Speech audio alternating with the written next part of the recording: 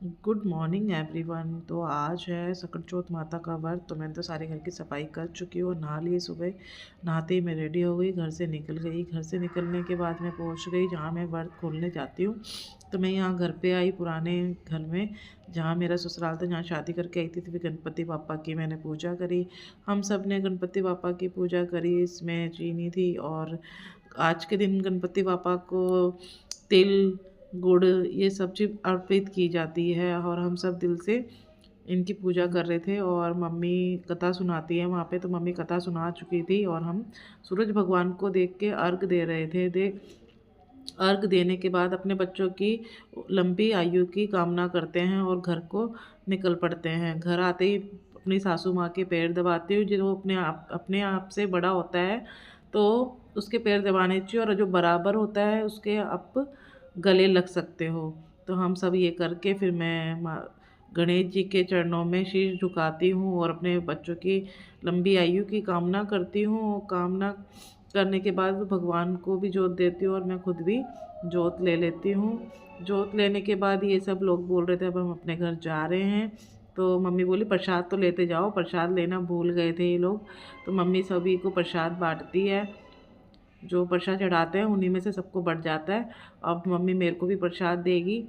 तो मम्मी ने मेरे को भी प्रसाद दे दिया और मैं अपने सर पे लगा ली कि भगवान जो दिया अच्छा दिया, इस चीज़ को बनाए रखना। आपकी कृपा हमारे सब बच्चों पे बनाए रखना। इन बच्चों के लिए ही व्रत रखती है माँ इस सकट चौथ का। और मैं घर आ गई हूँ। घर आते ही मैंने तड़का लिए और चूरमा बना लिया। और दीदी भी आ गई है तो चूरमा लेके, चूरमे का जो भोग लगाया था वो मैं मंदिर में चढ़ाने के लिए फटाफट ले आती हूँ। दीदी मेरी चौकी की तैयारी कर रही थी। हम चौकी भी लगाते हैं, माता रानी को नीचे चौकी पे बिठाते हैं। तो चौकी लगा चुकी है दीदी। हमें जितने फटाफट से नीचे से सारा सामान लेके ऊपर आके मैं भी पूजा में शामिल हो जाती हूँ। माता रानी के आगे हमने गुड़ और चूरमा और तिल रखे हैं। और तिल जो तड़काए थे वो भी रखे हैं, क्योंकि आज के दिन तिल का भोग जरूर लगता है। क्योंकि सकट चौथ तिल का ही ये व्रत है, तिल का व्रत होता है, तिल की चौथ होती है ये वैसे। तो गणपति पापा की पूजा करते हैं और 5 कथा या 2 कथा सुन सकते हो आप इस दिन। और भगवान की पूजा अपने सच्चे मन से कर सकते हो, अपने बच्चों की लंबी आयु के लिए कामना कर सकते हो। दीदी और मैं मिलके हम दोनों पूजा भी कर लेते हैं, भगवान का नाम ले लेते हैं।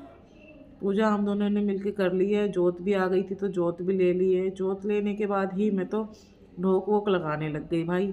जोत चली ना जाए तो हमने ढोक भी लगा लिया। फटाफट से ढोक लगाते ही मैं बैठ गई। हमारी पूजा हो चुकी है।